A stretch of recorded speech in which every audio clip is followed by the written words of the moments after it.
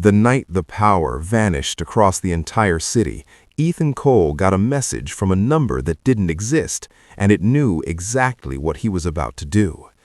Ethan had never thought of himself as someone who would end up in the middle of something unexplainable, the kind of person who reads strange stories online and then forgets about them 5 minutes later. But that night, as his apartment sank into complete darkness and the usual hum of the city disappeared like it had been erased, he felt something shift in a way he couldn't describe. His phone lighting up in his hand felt almost too bright in the blackness, and when he saw the message that warned him not to look outside, he initially scoffed at it, assuming it was some kind of prank, until the second message used his name with a familiarity that made his stomach drop, and suddenly the silence around him didn't feel empty anymore. It felt occupied. He forced himself to stay where he was, sitting on the edge of his couch, staring at the faint reflection of his own face in the blank TV screen, trying to rationalize what was happening, but logic began slipping through his fingers the moment a low, distant sound drifted through the walls, something between a metallic groan and a whisper that didn't belong to any normal part of city life. And as it grew louder, closer, more deliberate, his phone buzzed again, the message short and cold. "It's moving." Every instinct in Ethan's body told him to get up, to lock every door and window, to do something, anything, but he found himself frozen, as if the very act of moving might trigger something worse. And when a heavy thud struck his front door, it snapped him out of his paralysis, sending a jolt of adrenaline through his veins. The sound was wrong, too controlled to be random, too forceful to be accidental. And then came the scratching, slow and methodical, like something testing the boundaries of the barrier between them. And before he could even think, his phone vibrated again. "Do not respond to it." His breath came in shallow bursts as he backed away from the door, every nerve in his body screaming that whatever was outside wasn't just trying to get in, it was trying to provoke him, to lure him into making a mistake. And that realization planted a deeper fear inside him, because it meant the thing out there was aware. The messages continued, guiding him in short, precise instructions that made no sense on their own, but felt critical in the moment.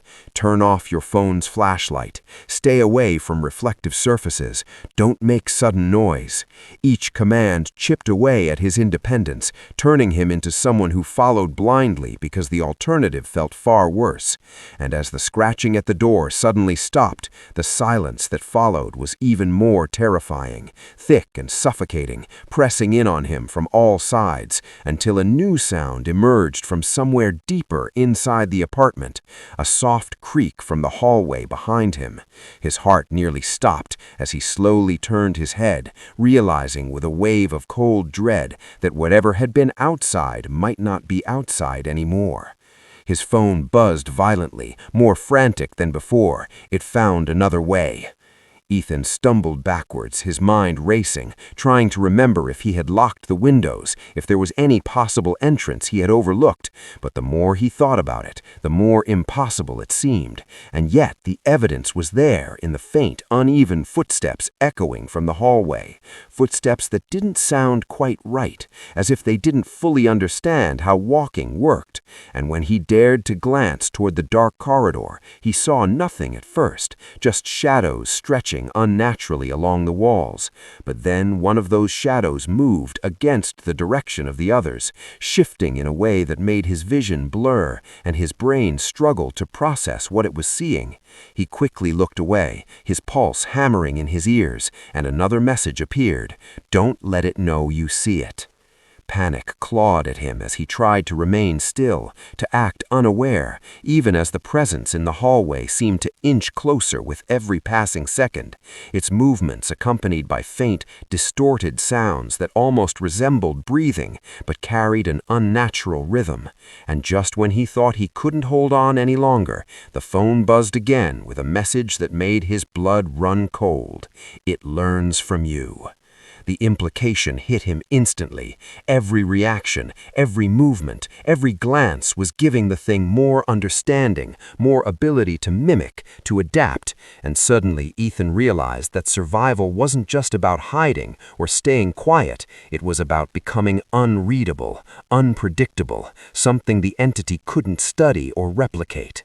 But then, just as he began to steady himself, to slow his breathing and control his fear, a new message appeared on his screen, one that felt different from all the others, its tone slightly off, almost wrong.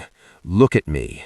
His chest tightened as he stared at the words, his instinct screaming that this was a trap, that this message didn't belong to the same source that had been guiding him. And as the silence stretched, he felt something shift in the air behind him, a presence so close now that he could almost feel it. And then, slowly, deliberately, his phone buzzed one last time with a final warning, "That's not me." Ethan didn't turn around, he didn't breathe, he didn't move a single muscle, because in that moment he understood the terrifying truth. There were two things communicating with him in the dark, and he had no idea which one he had been trusting all along.